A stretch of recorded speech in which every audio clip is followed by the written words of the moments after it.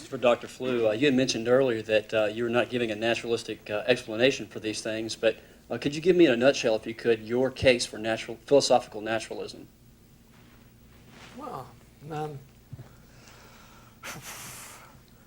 I don't think of this as something that really needs to have a case for it.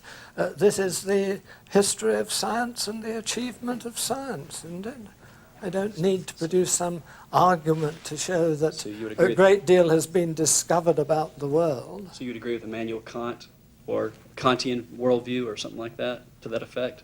Well, I don't know. Okay.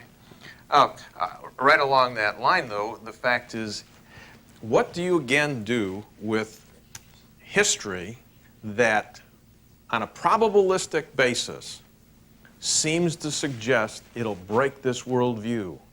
Again, you go back to my little illustration with the farmer. You know, it's outside of our experience, but you're looking at evidence. I think of the folks that looked at the world at one time and thought the evidence said it was flat.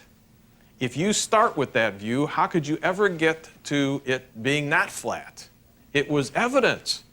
Our world, in medicine, in science, the leaps that we have taken, putting a man on the moon, people did not believe that at one time, but there have to be strides. If you say, you can't come and say, this is how the universe is a priori, and simply say, it's this way, it seems like you have to investigate whether this took place or not and be open to going with the flow, don't you? Well, in a sense, if one found that resurrections were going on left, right, and centre, then clearly one would have to revise one's view about this. Do you think that's right, Gare?